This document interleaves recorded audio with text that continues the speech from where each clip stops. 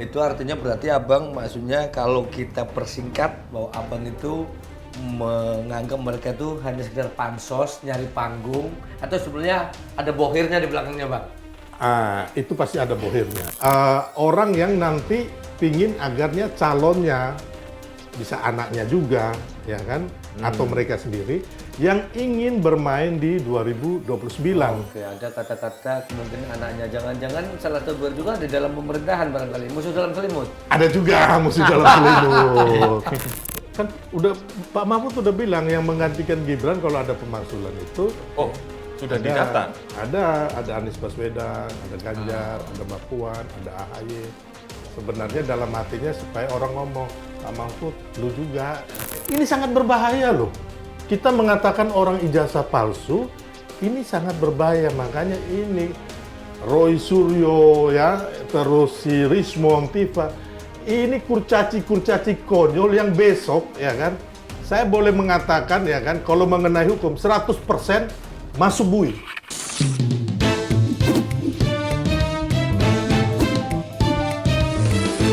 To the point aja.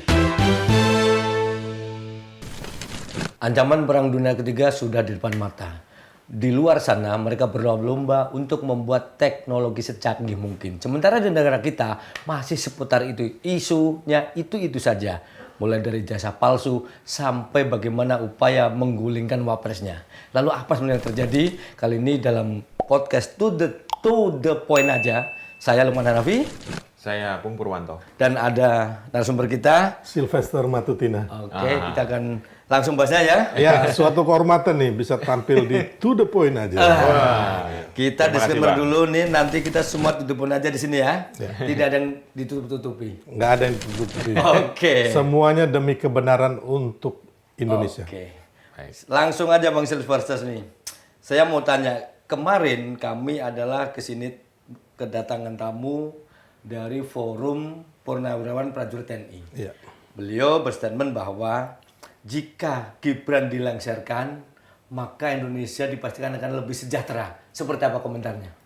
Waduh, itu halusinasi ya. Ini terus udah kayak Tuhan atau paranormal aja. Jadi begini, para purnawirawan ini harus kita ketahui dulu latar belakang dan motifnya.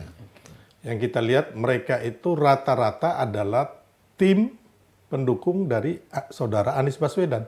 Oke. Hampir semuanya. Jadi mereka itu bukan pendukung Pak Prabowo juga.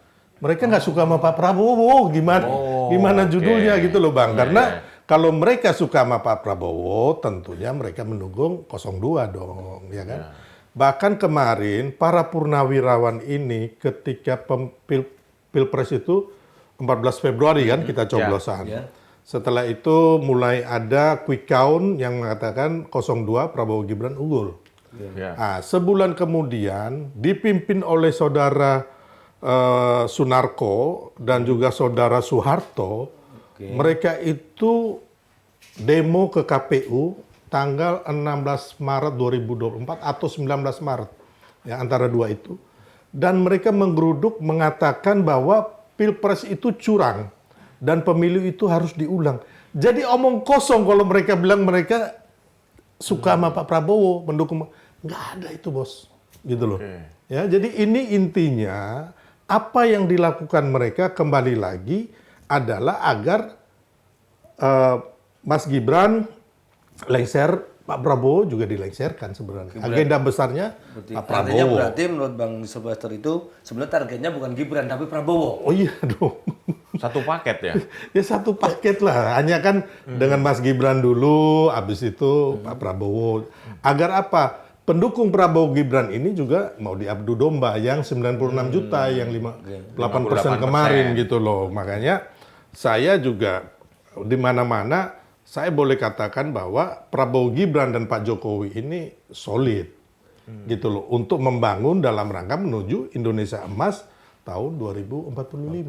Tapi mereka ngebantah loh kalau bahwa mereka tuh nggak suka Prabowo. Jadi mereka tetap mendukung Pak Prabowo. Enggak, sekarang gini Bang, kalau abang umpama ada pilihan nih, ya kan, ini kita mendukung umpamanya ketua RT kita, ya kan, abang umpamanya A dan B, Ya kan? Abang bilang abang suka dengan A, ya kan? A yang menang, tapi abang mendukung B.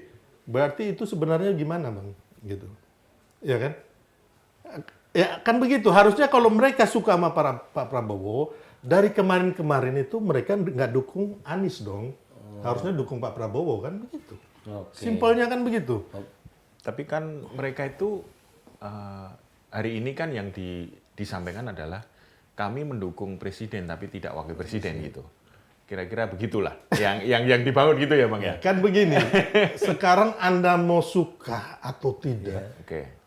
Anda mau sakit hati atau Anda mau iri hati, Anda mau dendam, itu urusan kalian sampai mati pun kita nggak pusing. Oke. Tapi kalau Anda sekarang memaksulkan Gibran, dasar-dasar hukumnya apa? Dasar-dasar pelanggaran konstitusinya ini mana? Ini bukan, makanya tadi ya kan mereka nggak suka Gibran, makanya Pak Surya Paloh bilang apa? Bahwa Mas Gibran ini tidak melakukan pelanggaran konstitusi. Jangan sampai pemaksulan ini berdasarkan ketidaksukaan, kebencian. Itu Bang Surya Paloh loh yang bicara. Tapi mereka kemarin menyampaikan punya bukti-bukti loh meskipun diduga-diduga. Satu, korupsi. Kedua, melakukan perbuatan tercela. Adalah. Ketiga, etika melanggar dari MK. Saya ini sama sekali sama mereka ini 0% saya percaya. Abang tahu telur unta bulat? Nah itu. Mau ijazah palsu atau pemaksulan karena apa? Karena nggak, kita warga negara Indonesia, kita hidup berdasarkan konstitusi, berdasarkan hukum yang berlaku, bukan katanya. Ya. Aku cerita lagi Bang, ya kan? Mereka ini kan udah bolak-balik, ya kan? Banyaklah fitnah ke Pak Jokowi, ya kan? Kembali lagi contohnya waktu kemarin kalau nggak salah si Abraham Samad lah, Refli Harun lah, Said Didu lah ke KPK.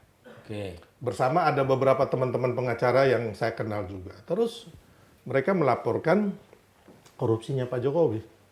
Terus saya tanya, terus kalian ke sana bawa bukti apa ya?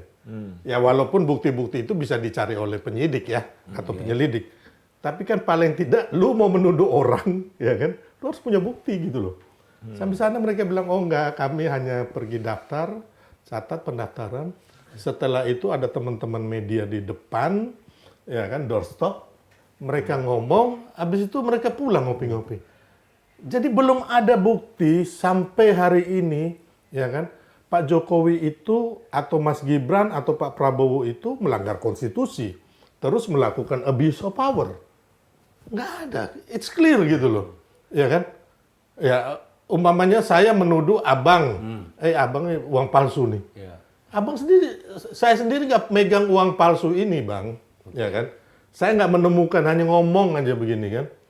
Nah, itu pun sebenarnya yang kena itu nanti saya bang, kena pidananya, bukan abang. Itu artinya berarti abang maksudnya kalau kita persingkat bahwa abang itu menganggap mereka itu hanya sekedar pansos, nyari panggung, atau sebenarnya ada bohirnya di belakangnya bang? Itu pasti ada bohirnya. Oh ada bohirnya ya? Ada dong. Siapa bang? Tanda-tandanya? Jadi gini. Saya nggak bisa sebut nama. Inisial ya, inisial. Gini bang, jadi gini. Mereka ini kan tidak mau Prabowo Gibran sukses sampai tahun 2029. Oke. Pertama itu. Kalau bisa di tengah jalan dikudeta atau ada revolusi.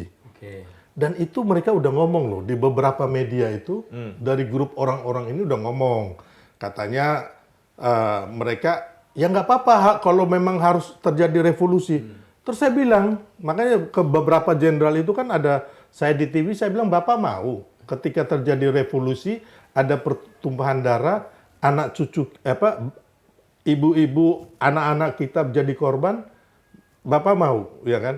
Nah, dia nggak bisa diam. Terus ada yang lain ngomong, oh nggak apa-apa, ada korban. Saya bilang, kamu gila lah.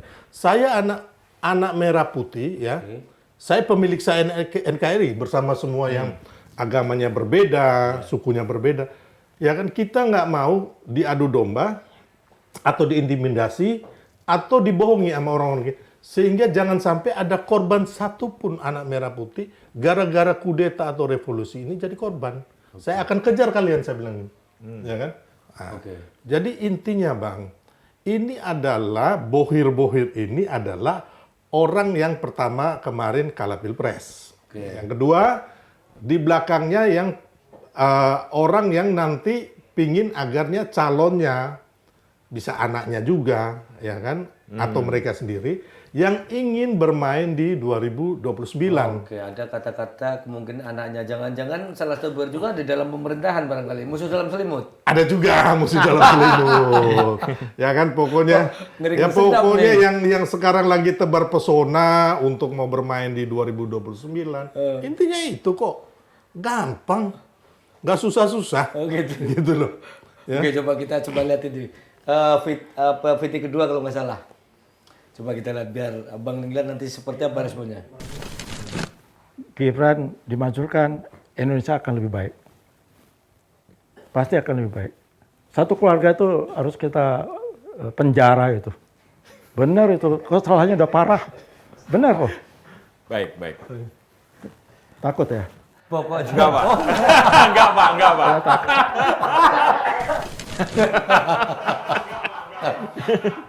gimana Bang?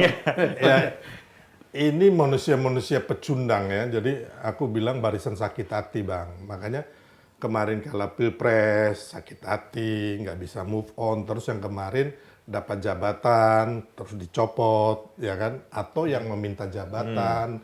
Bahkan juga mereka terafiliasi juga dengan organisasi yang sudah diberangus oleh Pak Jokowi, HTI dan FPI. Saya bilang saya tahu beberapa jenderal-jenderal ini, mantan purnawirawan ini, 2014 itu bersama saya Bang. Oke. Untuk pemenangan Pak Jokowi. Ya. Oke. Saya cerita. Jadi saya kenal bukan hanya dia atau istrinya, anak-anaknya pun saya. Jadi kalau umpama orang ini ngomong ini sakit jiwa juga gitu loh, ya kan? Belum tentu anak cucumu juga benar.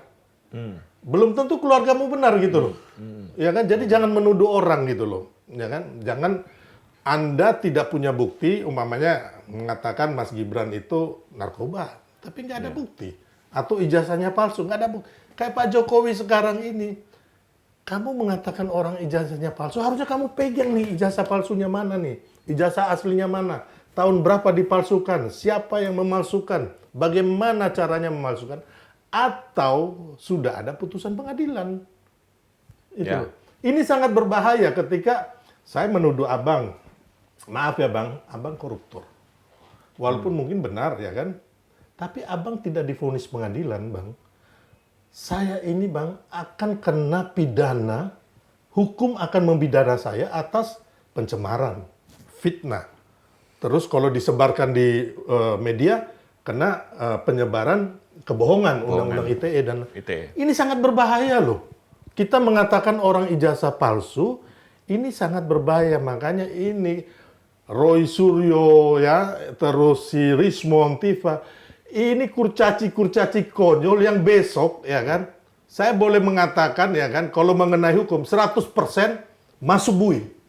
Wah, 100%. 100%. 100%. Ya. Serius Kalau nih? secara hukum ya, oh iya dong. Secara hukum bang, Oke. karena apa? Sudah melakukan fitnah ya kan terhadap orang lain tanpa putusan pengadilan. Makanya kita melihat lagi ada namanya Bambang Tri dan Suginur. Yang Bambang Tri membuat buku Jokowi Undercover, Bang. Di situ dia ambil dari comot dari mana, dia habis mimpi mungkin dia dapat wangsit, tiba-tiba dia tulis Pak Jokowi itu anak Gerwani, ya kan? Terus orang China, anaknya siapa, ya kan? Terus PKI. Bayangkan Bang, Pak Jokowi dibilang PKI, Pak Jokowi itu lahir 21 Juni tahun 61. Ya. Ya kan? Saya 19 Juni 71. Jadi Lebih muda. Lebih muda. terus Bang, PKI itu tahun 65 kan? Ya. Iya kan? Ya. Berarti anak 4 tahun kamu tuduh jadi PKI, otakmu di mana? Gitu loh. Nah, ya kan? Terus, nah makanya saya bilang tadi, Tapi yang nuduh bukan PKI kan? jangan dia yang PKI. Bang. Kita juga tahu.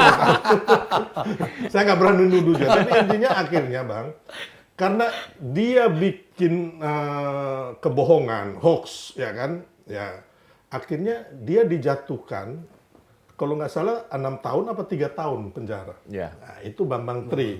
Ya. Terus yang kedua, Bambang Tri dengan Gus Nur dalam satu podcast kayak kita, Mubahala. ya kan, mengangkat Al-Quran, bersumpah mubahala bahwa ijazah Pak Jokowi palsu, Bang. Akhirnya divonis juga ini berdua. Makanya ini kan manusia-manusia konyol, ya kan? Yang sorry ya, yang kurang waras. Saya nggak mau bilang otaknya somplak ya, nggak, jangan. Kurang waras, yang tahu bahwa ini akan menghancurkan hidup kalian. Ngapain sih ngurusin yang kamu sendiri belum tahu kepastian ini? Nggak ada pegang, Bang, ijazahnya ini, Bang. Tapi kemarin waktu di sini, di kursi ini juga, Mas Roy bahkan waktu itu kalau nggak salah berani taruhan kalau memang itu ada bukti-bukti yang bisa ditunjukkan, itu berani taruhan kepalanya loh untuk digantung di Monas itu. Ya, orang gila ya begitu, Bang. Orang nggak waras lah menurut saya ya. Jadi gini, kita nggak bisa bertaruh yang kayak gitu, ya kan. Kita hadapin aja prosedur hukum yang berlaku kalau menurut saya. Ya sekarang ini mereka siapkan aja pengacara-pengacara yang jagoan hebat-hebat ya, supaya karena ini tuduhan pelaporan Pak Jokowi, terus ada juga pelaporan dari pengacara yang tergabung dalam Peradi Bersatu, terus dari para relawan, ada di Polres Jakarta Pusat, Polres Jakarta Selatan, terus ada Depok, ada Semarang. Ini kalau nggak dihadapin dengan baik, ya saya bilang tadi 100% masuk, Bang. Tanpa diintervensi oleh siapapun. Ya kan? Karena pasalnya pencemaran. Pencemaran, fitnah gitu loh, Bang. Jadi saya bilang tadi, saya menuduh Abang umpamanya ya Abang megang uang palsu, ternyata ini kan nggak ada gitu loh, Bang. Tapi gini, Bang. yang mulai dimunculkan di luar, ini kan kondisi Pak Jokowi kayaknya mulai terpojok. Terus kemudian keluarganya sakit, terus kemudian kondisi Pak Mas Gibran juga tertekan gitu. Sebenarnya apa sih yang terjadi dengan Pak Jokowi dan keluarga? Kan muncul juga sedang sakit yang lumayan berat, terus berobat ke luar negeri. Itu gimana, Bang? Ini sebagai Makanya, Bang. tim Gini. sukses. Harusnya mereka ini paling nggak rumahnya berdekatan Ya. atau sering ketemu Pak Jokowi, Ya. baru mungkin bisa bicara kayak gitu. Iya. Nah, kalau mereka memang bicara kayak gitu, saya bilang itu tadi orang yang kurang waras bisa melihat situasi Pak Jokowi bagaimana. Ya saya kalau mungkin yang ngomong saya atau teman-teman yang sering berinteraksi dengan Pak Jokowi dan Mas Gibran, Ya. saya mengatakan bahwa Pak Jokowi ini satu orang yang sangat bahagia. Sekarang Saat kondisi ini. ini. Ya, terus Oke. sehat walafiat. Nah, kenapa saya bilang sehat walafiat? Waktu kemarin Pak Jokowi ke Jakarta, setelah ada pertemuan dengan teman-teman, Pak Jokowi pulangnya mengajak saya untuk ke RSPAD. Jadi saya satu mobil bersama Pak Jokowi. Oke. Dan di situ Pak Jokowi ke RSPAD, Bang, bukan mau periksa ini hatinya bagaimana, kepalanya bagaimana. Yang diperiksa hanya giginya. Oh. Ya. Jangan-jangan Itu- karena pusing jadi sakit gigi. Nggak ada lah, Bang. Sakit Itu gigi. periksa rutin atau? Jadi bukan sakit gigi, jadi periksa rutin, Bang. Oh, ya, periksa rutin. rutin. Periksa rutin sakit giginya, Bang. Terus yang kemarin sakit Yang alergi, Ya. sampai dikatakan kena telu apa segala macam. Aduh, kita ini udah melebihi Tuhan gitu. Bang. Kasihan ya, maksudnya. Ini kan orang memang kena alergi karena kemarin ke Italia kan, Iya. perbedaan cuaca. Sekarang pun udah sembuh. Iya. Terus Ya kan? Jadi saya harap ya bertobatlah kalian ya kan. Ini orang udah sembuh nih. kalau autoimun itu juga nggak? Enggak lah. Yang sindrom langka itu katanya. Enggak lah, Bang. Enggak. Iya Tetap kan? sehat sampai sekarang ya. Ya makanya kan harusnya, Bang, mereka itu dapat rekam medis Pak Jokowi dulu baru bicara. Oke. Ini kan semua bicara ini kan semua tanpa dasar semua. Baik itu Purnawan Jenderal, Rismond CS dan sebagainya. Kan tanpa data, Bang, tanpa fakta gitu, Bang. Iya. Bang, abang kapan terakhir ketemu Pak Jokowi? Saya terakhir kapan ya? Saya sebulan lalu kali ya.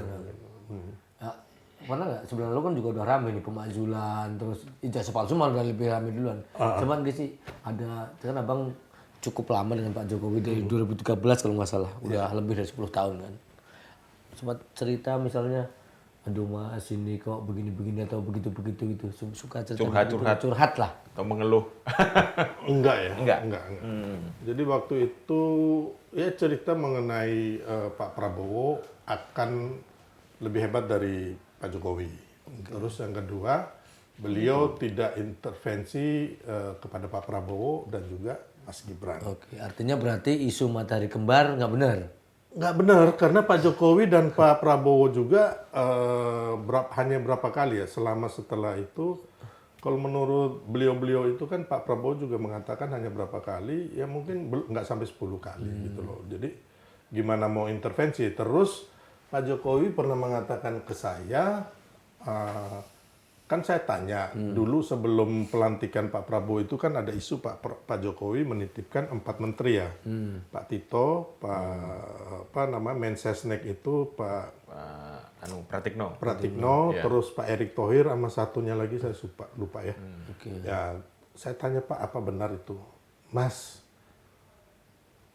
Saya ini pernah diintervensi dan rasanya nggak enak sekali. Yang punya hak prerogatif itu nantinya Pak Prabowo dan saya harus menghargai itu. Oke. Gitu loh, Bang. Jadi intinya kalau saya cerita dengan Pak Jokowi itu ya kebanyakan lucu-lucu ya. Ya ada lah ngomong ini ijazah palsu tapi lucu-lucu. Hanya saya cerita mengenai kayak mukanya menurut Rismond dan si Roy, ada foto Pak yang di ijazah palsu, yang kata ijazah palsu menurut mereka kacamata ada kumis kan. Terus itu bukan fotonya Pak Jokowi, tapi Ada orang lain. ponaan namanya Dumatno. Budi Utomo. Jadi Ya. Pak Jokowi ketawa. Jadi katanya itu Dumatno sama Pak Jokowi itu perbedaan usianya 15 tahun, Bang. jadi gini. Jadi kata saya bilang, iya Pak, itu foto Dumatno itu, jadi kalau ijazahnya dipalsuin tahun 85, Iya. kan, berarti Dumatno Dumatno itu baru umur 8 tahun. Udah kumisan ya, Pak? Udah kumisan.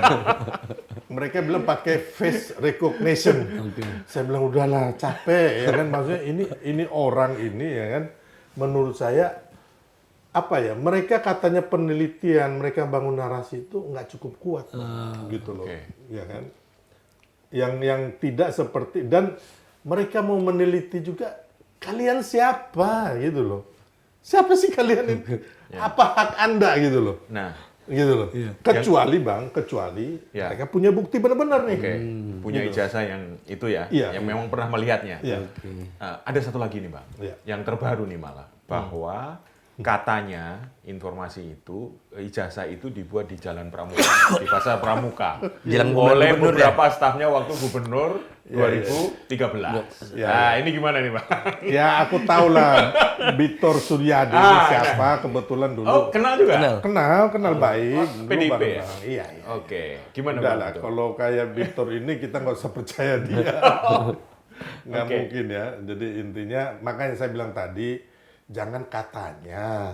Maksud saya, ini loh, perlihatkan ini ijazah yang palsu, dibuat di Pramuka, dipercetakan siapa, gitu, bilang tahun berapa. Itu dulu, Bang. Oke. Kalau hanya ngomong ini kan, aku bisa bilang juga, Abang, woi Bang, aku bilang ke bini Abang ya kan, Bang, itu cewek itu selingkuhannya. Padahal, Iya. ya kan kayak begitu, gitu loh. Iya. Oke Bang, sambil Kan minum dulu. rusak negara ini, Bang. Bang, minum dulu. Biar agak minum dulu, Bang. Biar agak Biar turun dulu, agak minum ini, dulu. agak ini ya. Ini tenaga kita udah lumayan nih. Situasinya memang begini nih. Iya. Tapi, nah gini, sekarang kan yang sering muncul bolak-balik ya, Pak Prabowo dengan Pak Jokowi ini hubungannya kurang baik. Ya. Terutama dikait-kaitkan dengan posisi Mas Gibran yang agak tidak terlalu muncul. Ada menteri yang lebih muncul daripada Mas Gibran. Itu sebenarnya Pak Jokowi gimana sih, Pak? Pak Jokowi ini memang manusia yang apa ya, yang menghargai orang, terus beliau tahu mana yang baik, mana enggak. Makanya Mas Gibran itu Pak Jokowi juga bilang ojo kemajon. Oh gitu pesennya. Jangan terlalu maju. Jangan terlalu. Dan Mas Gibran juga menyadari bahwa posisi beliau adalah seorang wakil presiden, ya kan? Nah, mengenai menteri yang bermanuver ini kita tahu juga, ya kan? Ya, ya bapaknya bagaimana, anaknya bagaimana, kita udah tahu lah, ya kan? Terus kita lihat juga, ya maksudnya Pak Jokowi itu yang penting dia itu bersama kami dulu, Bang. Yang saya bilang tadi, mendukung Pak Prabowo itu untuk Indonesia maju itu. Makanya beliau juga tidak mau Mas Gibran atau beliau sendiri itu mengintervensi Pak Prabowo. Tapi hubungan itu tetap baik. Sampai hari ini saya boleh mengatakan 100% solid ya. Solid. Ya, dan bahkan Pak Prabowo dengan Pak Jokowi ini adalah bukan lagi bestie, Bang. Kalau istilah saya, mereka dua itu soulmate, Bang. Wah, kayak ini ya, solidaritas merah putih ini. Iya, Soulmate. soulmate. Jadi mereka adalah Oke. soulmate yang jatuh cinta, berjuang untuk rakyat dan untuk Indonesia maju. Oke. Bang, ini saya kembali lagi. Tadi abang sempat menyinggung soal cerita-cerita titipan menteri. Gitu kan. Ada Pak Tito dan sebagainya nih. Saya jadi ingat Pak Tito. Ini tiba-tiba lagi rame jasa palsu, pemakzulan, tiba-tiba Pak Tito juga soal pulau. Yang katanya hadiah untuk Pak Jokowi. Seperti apa tuh Bang? Jadi pulau itu bukan untuk hadiah ke Pak Jokowi ya. Pulau itu kan rencananya dikasihkan ke Masinton. Ya, Taman Uli. Taman Uli. oke. Tapi intinya sih enggak ya. Intinya saya juga belum tahu, kita belum tahu nih keputusan dari Presiden Prabowo, Pak Prabowo gimana. Tapi intinya saya kembali lagi dikit masalah menteri-menteri titipan itu kan mereka kan dari 8 klausul itu Bang. Ya boleh ya Bang ya, aku Betul, cerita. iya. Mereka minta menteri-menteri yang Pak Jokowi yang korupsi. Ya kalau korupsi sih saya setuju, tapi kita harus ingat bahwa menteri ini nggak ada titipan Pak Jokowi. 100% menteri ini adalah titipan dari ketua partai. Benar nggak? Atau nggak, memang mereka istilahnya dipilih 100% oleh Pak Prabowo sebagai yang punya hak prerogatif, yang mana mereka-mereka ini adalah teman-teman Pak Prabowo waktu di kabinet Pak Jokowi, Bang. Jadi Pak Prabowo tahu, oh si A begini, si B gini, bagus. Dia punya program yang bagus di kementerian dulu, lanjut. Hanya waktu itu benar ada Pak Jokowi ngomong ke saya, Pak Prabowo dan juga teman-teman dari timnya Pak Prabowo menanyakan ini bagaimana, ya kan? Minta pertimbangan. Minta pertimbangan. Tapi kalau sebenarnya kalau mau ngomong ya kan, menteri-menteri ini titipan partai-partai itu kan. Jadi nggak ada titipan Pak. Jadi saya bilang kita ini, aduh benar-benar kadang-kadang ini Bang, framing opini yang dibangun ini nggak mencerdaskan kita gitu loh Bang. Ya, ini terkait dengan itu. Ini kan yang kejadian adalah kalau tadi abang memang tidak ada argumentasi yang kuat dari pihak yang menuntut ijazah palsu, yang menuntut pemakzulan. Berarti ini kan yang terjadi adalah perang narasi atau perang opini gitu Bang. Ya itu dilakukan dari dulu Bang. Hanya mereka salah. Ya. Yang dihadapin orang baik dan benar seperti Pak Jokowi, ya kan? Gara-gara Pak Jokowi dihajar terus, Bang, ya kan? Dia Muncul itu, terus.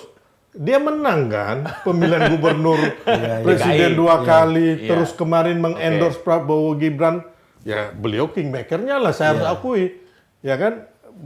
Bu Mega sebagai queenmaker lewat, ya kan? Bang Surya Paloh lewat semua. Oke. Jadi ini susah, Bang, ya kan? Saya bilang tadi, apa yang mereka lakukan ini kan dari dulu sama, tapi mereka nggak tahu bahwa dampaknya Pak Jokowi naik terus, masyarakat makin mencintai, ya kan? Kemarin kita terpilih kan 58% nih, 02. Iya. Kemarin Bang Burhanuddin Mutadi indikator mengatakan bahwa hasil survei 66% yang percaya bahwa ijazah Pak Jokowi nggak palsu.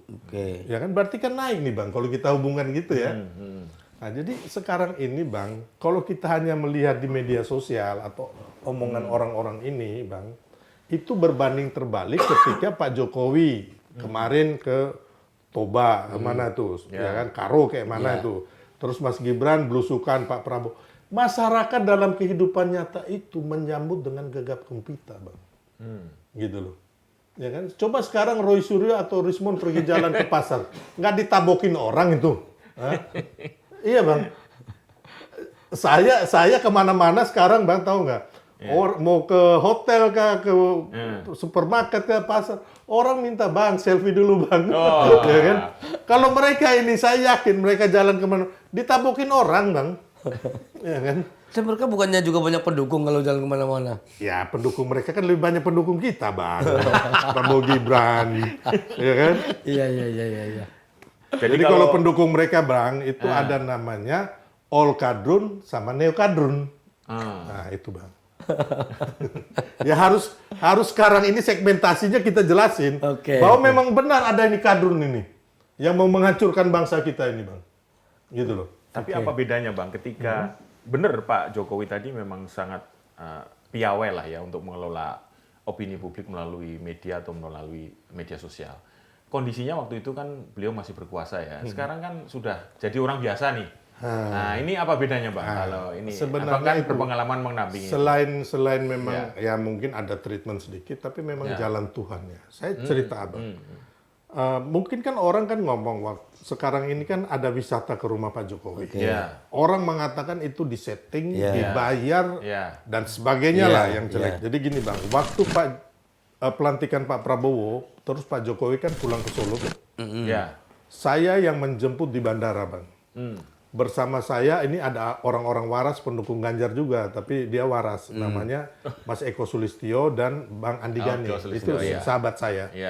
Jadi kami yang menjemput bersama Kapolda, Panglima TNI dan juga Gubernur Jawa Tengah. Pak Jokowi turun, ada Pak Tito dan mengiringin kan. Panglima TNI dan Kapolri lah. Nah, Bang, dari bandara itu, Bang, sampai ke rumah Pak Jokowi biasanya itu kira-kira 30 menit lah, nggak sampai. 25 menit ya, dekat ya, Bang. Dekat. Abang tahu nggak, itu kita mulai jemput itu jam 4 apa jam 5 sore, sampai di rumah itu sudah jam 9. Abang bayangkan hampir 4 jam lebih, apa 5 jam. Itu karena macet apa karena dihadang pendukung? Masyarakat.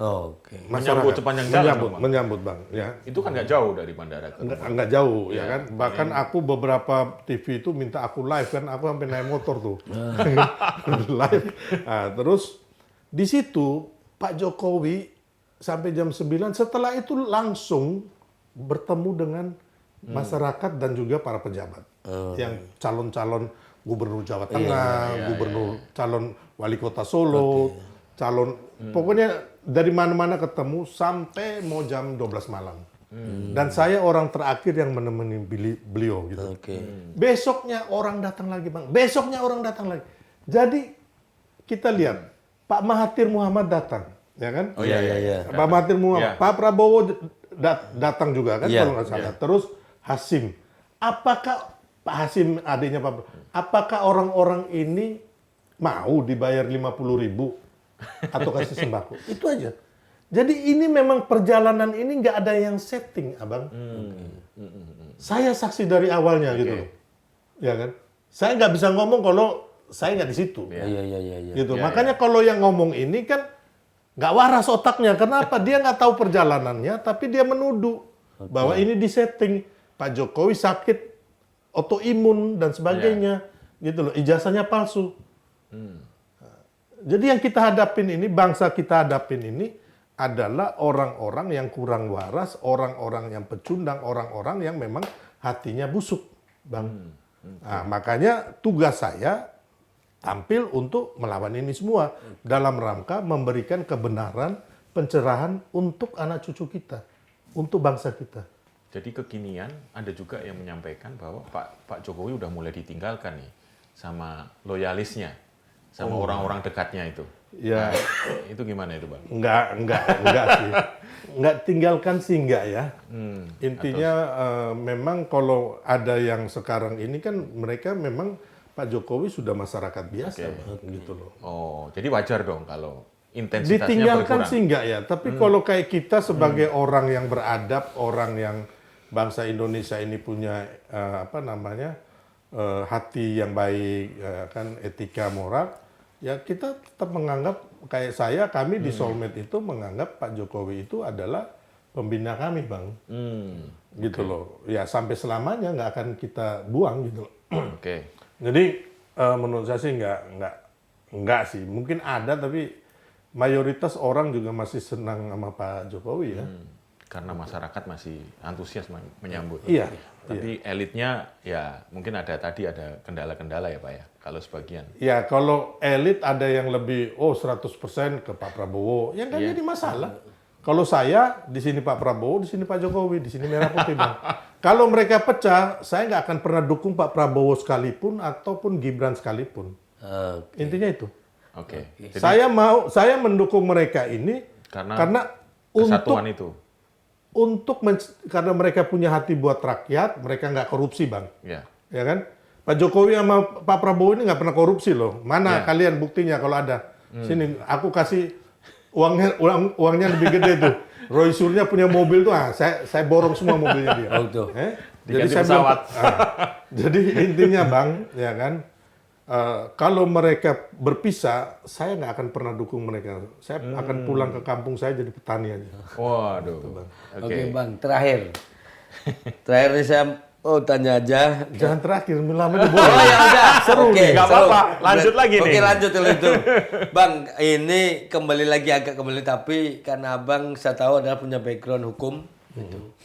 Ini juga agak lumayan ramai ketika akhirnya Pak Mahfud di sebuah podcastnya mengatakan bahwa cukup ada beberapa cukup untuk Jadi wapres. bukan jalur untuk memakzulkan Memakzulkan. Gibran. Karena soal yang pelanggaran etik dan sebagainya kan mulainya dari MK soal etik. Bahkan udah ada nama-namanya loh, Bang. Kan Pak Mahfud udah bilang yang menggantikan Gibran kalau ada pemakzulan itu. Sudah didaftar? Ada Anies Baswedan, ada Ganjar, ada Mbak Puan, ada AHY. Sebenarnya dalam hatinya supaya orang ngomong, Pak Mahfud, lu juga. Ya kan? Nah, memang kalau kita lihat sangat disayangkan ya Pak Mahfud. Tapi ya kembali lagi, namanya Pak Mahfud lagi mimpi atau lagi halusinasi, ya kita mau ngomong apa? Ya kan, Bang? Atau bisa juga Pak Mahfud juga masih marah atau dendam, kita nggak tahu ya. Waktu debat bagaimana dikelecehin sama Gibran gitu loh, ya kan? Waktu debat kemarin, ya kan? Terus kita harus tahu Pak Mahfud, ya mohon maaf Pak Mahfud, ya kan? Dasar-dasar untuk pemakzulan ini nggak ada sama sekali, ya kan? Ya, saya nggak mau ngomong Pak Mahfud suruh belajar lagi, itu kan nggak enak kan ini orang tua. Pak Mahfud coba menggali benar-benar deh, ya kan? Mana ada dasar konstitusi yang dilanggar sehingga terjadi pemakzulan. Orang sekarang ini, ya kan, dari Purnawaran TNI itu baru surat itu dikirim ke kesekretariatan DPR, MPR, ya kan, belum dibahas di tingkat pimpinan, ya kan, belum ada paripurna, belum ada bawa ke MK, ya kan. Sekarang ini DPR itu lagi reses, mereka ke daerah-daerah, ya kan. Harusnya Pak Mahfud itu mengatakan, ya kan, bahwa ini ya saya sama kalian sama-sama mimpi nih, ya kan. Jadi gimana mau ada pemakzulan orang dari awal pendaftaran, ya kan, waktu kampanye, pelantikan, sekarang ini udah 7 bulan, tidak ada pelanggaran konstitusi di situ. Ya tapi mereka bilang kan melanggar tuh etika karena di MK diputuskan dibantu oleh Pak Mahfud. Ini makanya ya saya mengingatkan yang orang-orang hebat itu ya. Pertama, Bang, sebenarnya sebelum masuk putusan MK itu sebenarnya sudah waktu itu Pak Usman melakukan gugatan di Petun. Jadi sudah dikabulkan, intinya bahwa putusan MK itu bahkan menyalahi kode etik sendiri, Bang. Kenapa? Waktu putusan MK itu, ketua MK-nya itu adalah Pak Jimli Asidiki. Dan Pak Jimli ini, Bang, masih berstatus sebagai anggota DPD. Iya waktu itu. Waktu itu. Jadi kan nggak boleh nih. Nah, makanya akhirnya putusan MK itu sudah dibatalkan. Gitu loh. Berarti artinya soal pelanggaran etik nggak mau disyarat lagi. Pemu- Batal demi hukum gitu maksudnya. Ya, terus yang sekarang ini putusan MK nomor 90. Oke. Ya kan, kita bicara bahwa putusan MK 90 ini adalah hasil gugatan dari 21 pihak atau 22 pihak anak-anak muda 8 bulan sebelum putusan ini terjadi. Oke. Ya kan? Waktu itu Mas Gibran sebagai wali kota Solo, waktu digugatan tuh, Bang. Ya. Oleh 21 pihak ini ya, anak-anak PSI, Emil Dardak, Wakil Ya. Gubernur Ya. Jawa Timur, terus Ya. Wali Kota Lampung Bupati Lampung Selatan, Wali Kota Padang dan sebagainya anak-anak muda, yang mana mereka itu, Bang, selain gugatan 90 ini adalah nomor gugatan 90, Bang. Selain itu ada kalau nggak salah gugatan nomor 12, 54 berapa saya lupa ya. Ada beberapa gugatan. Yang lain itu nggak dikabulkan. Gitu loh, Bang. Oke. Yang dikabulkan ini adalah gugatan yang nomor 90 atas Undang-Undang Pemilu nomor 7 tahun 2017 pasal 169 huruf Q. Oke. Apa tuh bunyinya? Nah, jadi bunyinya bahwa yang bisa mencalonkan diri menjadi capres itu adalah orang yang berusia di atas 40 tahun. Tahun. Gitu loh. Nah, terus yang dikabulkan putusan 90 ini atas nama Almas Saki biru. Ya. itu digugat itu bahwa jangan ada usia 40 lah intinya Ya, itu. Ya. Nah, tapi intinya itu tetap usia 40, tapi ada pengecualian bahwa pernah menjabat sebagai wali kota, gubernur, Kepala daerah yang dipilih secara langsung. Secara Ya, langsung. ya. Makanya gugatan ini dikabulkan sebagian. Gitu. Jadi clear ya. Dan sifatnya putusan MK itu final and binding, Bang. Oke. Terus yang kedua, Abang, waktu Pilpres habis itu menang, mereka kan menggugat ini 01 sama 03. Oke, ya betul. Ya. Ya kan, dengan mereka punya antara lain Refli Harun, Ya, ya kan, ya. dari 01. Terus banyaklah pengacara hebat itu, ya kan. Tapi kenapa kalian konyol nggak bisa menangkan itu, gitu loh. Kalau kalian hebat, kalian bisa memenangkan gugatan itu supaya Prabowo Gibran batal. Oke. Ya kan, jadi ini kan sudah melalui semua tahapan, ya kan. Terus yang kedua, Bang, kita ingat waktu itu bagaimana Anies Baswedan PD bisa mengalahkan Pak Prabowo. Sampai dikasih poin 11 lah apa. Ibu Megawati, ya kan, dengan ponganya mengatakan kita akan hancurkan mereka dalam satu putaran. Jadi kan sudah siap kalah menang dan habis itu ke KPU, ya kan, ada deklarasi siap kalah menang. Terus sekarang ini kalian mau gagalkan lagi secara tidak jantan gitu gimana gitu loh. Ya. Iya kan? Iya. Harusnya kemarin semua prosedur ini atau semua sarana ini kalian gunakan baik-baik, ya kan? Kalian harus menang gitu loh, gugatan-gugatan ini semua. Jangan sekarang orang pemenang sudah mau membangun, ya kan, merealisasikan janji kampanye buat rakyat, terus kalian ganggu gitu loh. Ya kan, menurut saya kalau kalian waras, nanti 2029 kita tarung lagi Oke. secara jantan gitu loh. Yang ini soal gangguan nih, Bang. Ya. Ini kaitan sama politik. Gangguan mungkin terhadap karirnya Mas Gibran ya. Ya. Kan selama ini kan partainya mungkin PSI. Ya. Ya, itu kan tidak ada di parlemen. Nah, sementara kan itu program-program selama 5 tahun sebelum nanti 2029 kan gangguan-gangguan akan terus terjadi nih, termasuk surat untuk dari Purnawirawan, untuk memakzulan. Nah, ini gimana ini, Bang, untuk memastikan bahwa situasi politiknya terbackup dengan baik ini? Apakah Pak Jokowi sudah menyiapkan itu? Karena kemarin mau ditawarin P3 juga ya. Iya. Tapi katanya beliau milih PSI. Iya. Ya, gimana ini, Bang? Nah, Ya, kembali lagi, ya kan, saya satu orang yang memegang janji Pak Jokowi akan pulang ke kampung ngomong cucu ya, Bang. betul. Ya, Jadi ya, pernah. saya Ya. selalu mengingatkan itu. Memang teman-teman kalau kami pertemuan hampir semuanya 99% kecuali saya satu orang yang mendorong Pak Jokowi itu masuk partai atau membuat partai. Ya. Kenapa saya nggak mau? Karena saya mengingatkan Pak Jokowi, karena janji Pak Jokowi sendiri akan ngomong cucu kan. Terus yang kedua, beliau ini kan sudah di politik itu sudah mencapai tingkatan paling tinggi yang tidak dipunyai oleh siapapun di Republik ini.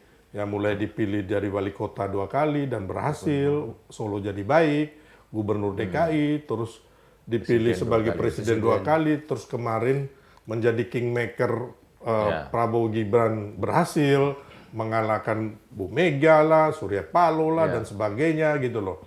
Nah, jadi saya pikir bahwa ini udah cukup gitu Pak Jokowi. Ya kan paling kalau menurut saya kan kemarin Pak Jokowi nanya itu ditawarin Pak Prabowo jadi Danantara, saya mengatakan bahwa itu sangat bagus karena ada pengelolaan 11 triliun uang aset Negara. BUMN kan dan juga dalam rangka kita Pak Prabowo dan kita semua ingin pencapaian pertumbuhan ekonomi 8%. Terus yang kedua kalau menurut saya ya kalau memang ini kan itu ada Dewan Pertimbangan Agung ya.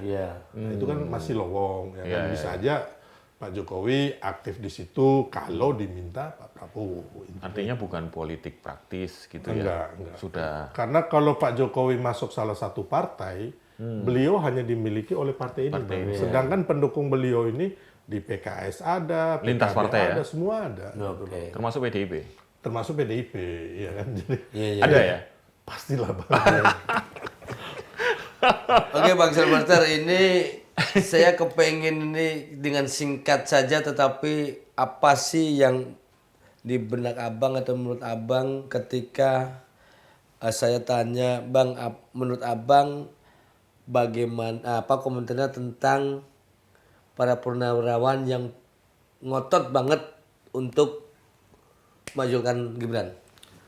Ya kepada yang senior-senior ini dengan hormat, ya saya pikir kalau memang mau kembali lagi, mau berbuat untuk bangsa kita, ya bantulah Pak Prabowo. Pertama, ya kan Pak Prabowo sekarang kan ingin agar kita swasembada pangan, energi, ya kan air. Ya, kalau bisa sih turunlah ke sawah-sawah, ya kan, bantu terus bikin irigasi, terus cari pupuk untuk rakyat. Itu kan lebih mulia. Terus yang kedua, bantulah Pak Prabowo dalam melawan koruptor, mafia, premanisme. Ini kan lebih bagus daripada para senior ini membuat surat atau yang tidak ada dasar-dasar hukum ataupun fakta-fakta konstitusi yang dibangun tidak berdasarkan riset yang benar. Gitu loh, hanya berdasarkan karena rasa kebencian atau bukan hanya rasa kebencian, ambisi pribadi. Nah, ini yang bahaya. Saya ingatkan ini bahaya buat republik ini. Berikanlah contoh yang baik buat yang muda-muda, anak cucu kita, bahwa Anda adalah benar-benar yang dulunya, ya saya nggak tahu kamu punya sepak terjang gimana, terus sekarang ini anak istrimu, cucumu, apakah benar juga? Gitu loh, ya kan? Ya. Jadi tolong kembali lagi, ya berdoalah kepada Tuhan, ya kan? Minta pemikiran dan jalan terbaik. Jangan mengadu domba bangsa ini, jangan menghancurkan bangsa ini, karena kami akan melawan kalian. Gitu Bang. Tetap ya? Oh iya. Termasuk melawan tim pemburu jasa? Oh iya, nggak ada apa-apa lah. Ini Bang, hanya kurcaci aja. Bagi saya, kalian ini hanya kurcaci aja. Yang nggak, menurut saya, kalian udah gagal kemarin, besok akan gagal lagi. Kami ini hanya nggak mau sombong aja. Kami ini pemenang Bang, gitu loh. Oke. Dan saya mau kembali lagi, ya kan, tidak punya kepentingan apapun. Ya mungkin orang yang masalah komisaris kayak apa, abang mau tanya, silakan aja masalah pribadi. Nah ini silakan kan, Bang. Dapat ini komisaris? Ini kaitannya kan Ya nggak apa-apa. Daihat dengan Pak Jokowi ini, ini dapat apa nih Bang? Nah, ini sekarang komisaris ID Food. Ya Nah, oke. ini gimana Selama ini? pemerintahan Pak Jokowi hampir 10 tahun, 12 tahun itu, saya tidak mendapatkan apapun, baik jabatan maupun proyek. Satu pun? Satu pun. Oke. Ya, jadi selama itu saya menolak. Ada kawan-kawan yang bilang, Bang, ada proyek ini. Terus bos-bos Pak Jokowi juga mengatakan ini. Terakhir itu saya diminta jadi komisaris utama Pertamina, menggantikan Pak Ahok. Oh iya. Waktu Pak Ahok selesai ditawarin ke abang. Ya, kan dia mundur kan. Oke. Nah, saya tolak itu. Saya nggak mau. Karena apa saya tolak? Saya punya usaha yang cukup lebih lumayan daripada penghasilan komisaris Pertamina. Lebih besar penghasilan saya, Bang. Besar loh bang, komisaris Pertamina. Lebih besar saya lagi. Oh, Mantap Makanya dong. saya bilang kan, Rismon katanya bilang saya penjilat makan uang haram. Rismon, kau punya buku itu hanya $10. Saya sanggup beli 1 juta eksemplar cash. Bukunya Rismon. Iya. tapi komisaris Pertamina ditolak. Ya. Tapi ID Food diterima nih, Ah, lebih kecil. Jadi gini, Ya. ID Food itu ceritanya beberapa bulan lalu saya dipanggil Presiden Prabowo. Oke. Terus diskusi. Habis diskusi Presiden bilang, saya dengar katanya sering menolak buat penugasan. Kali ini terima ya. Kita mau swasembada pangan, bantu di holding pangan. Oke. Makanya saya terima itu, Bang. Jadi intinya itu. Jadi saya bilang tadi, mau komisaris Pertamina, penghasilan saya per bulan lebih besar dari itu. Satu, Oke. saya punya showroom mobil, saya punya tambang, saya punya bersama teman-teman bikin startup dengan teman-teman dari luar negeri. Terus ya ada sawit lah, terus intinya saya juga punya kantor hukum yang saya tanganin juga besar-besar, Bang. Makanya kalau Rismon hanya jualan buku begitu, aduh ampun. Janganlah kau ngomong duit sama saya.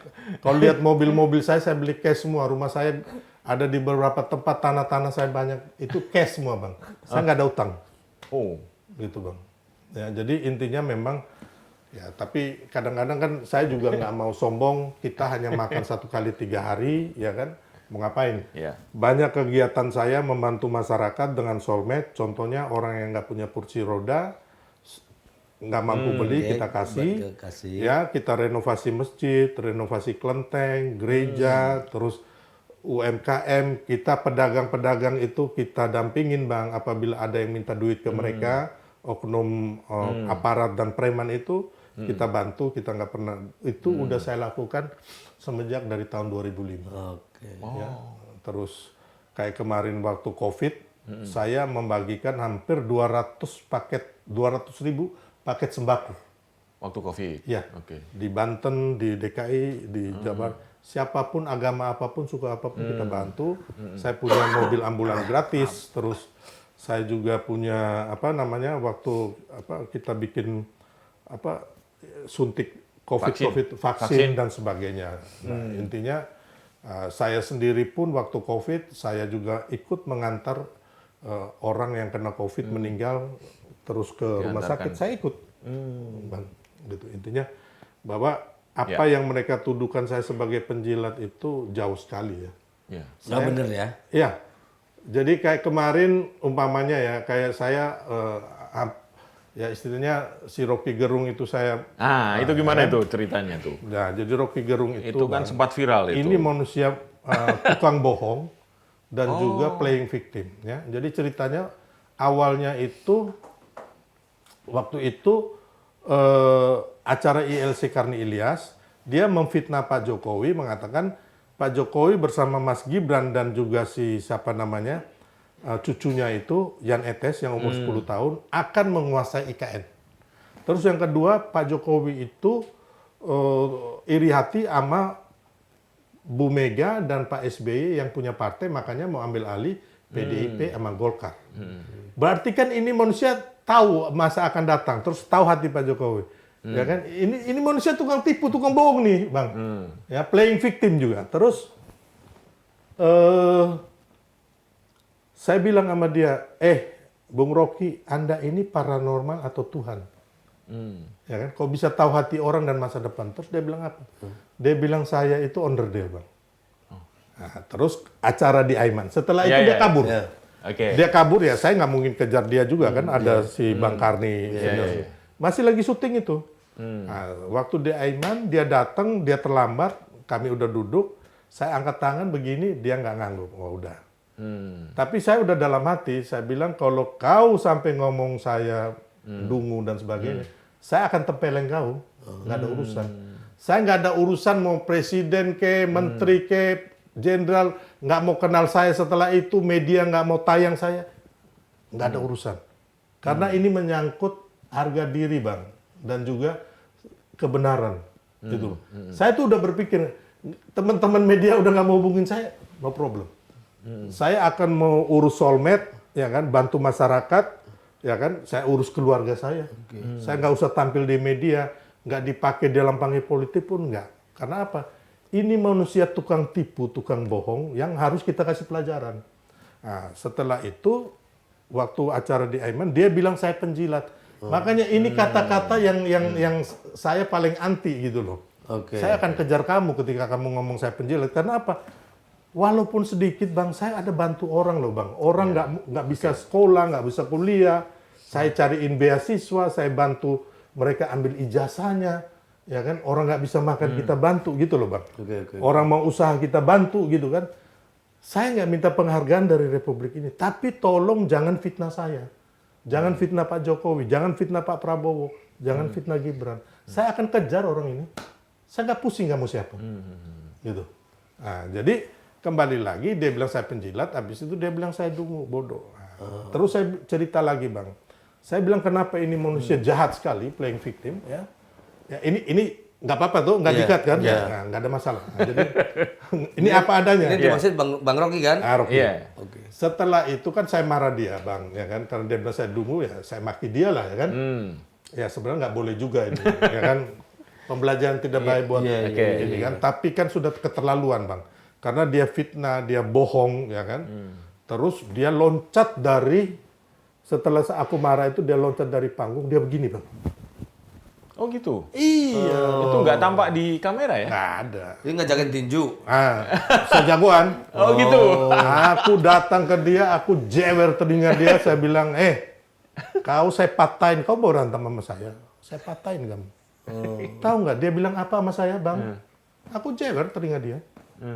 Aku giniin lah. Terus dia bilang apa? Enggak bro, gua melemaskan otot. Nah makanya saya bilang, rakyat ini tukang tipu, tukang bohong. Oh, oke. Gitu loh. Apanya yang kalian mau andalkan dari orang-orang tukang bohong kayak begini buat bangsa kita? Gitu loh bang. Gitu loh. Oke. Ya toh selama ini saya berdebat sama dia juga kan, mana ada dia ngomong fakta-fakta hukum. Nggak pernah dia jawab. Ya kan? Dia hanya ngomong dengan filsafat yang menurut saya sih, saya nggak perlulah hidup untuk ngurusin kayak begituan. Nah, ini ceritanya nggak apa-apa ditayangkan. Oke. Ini kan kebenaran bang. Oke. Baik. Baik, terima kasih nih. Udah nggak kerasa nih, udah panjang banget kita nih. Udah 1 jam lebih nih. Ini ngobrol kita. Seru ya. Iya, kalau naik pesawat kita udah mau nyebrang Tel Aviv ini. ini kayak to the point aja nih, banyak yang belum pernah aku ngomong. Iya, harus gitu dong. Banyak. Jadi banyak yang eksklusif ya. Gitu. Oke, baik para penonton To The Point aja. Itu tadi adalah kita ngobrol-ngobrol selama, ya udah panjang lah waktunya, saya juga nggak ngitung ya. Tapi paling tidak kita, seperti biasa kita sering sekali mendengarkan pepatah bahwa sepandai-pandainya tupai melompat akan jatuh juga. Dan juga serapi-rapinya menyimpan bangkai, baunya akan tercium juga. Jadi kalau ada masalah, sampaikan saja. Seperti ditutupin aja. Sampai ketemu ya di episode berikutnya. Jangan lupa untuk like, share, komen. Kita tunggu ya. Dan sampai ketemu lagi bersama saya Lukman Hanafi. Dan saya Pung Purwanto. Dan tentu dengan narasumber yang lain. Kali ini dengan Bang Sylvester ya Bang ya. Terima kasih. Terima kasih Bang. Oke. Terima kasih ya. Sampai ketemu di episode berikutnya. Ya.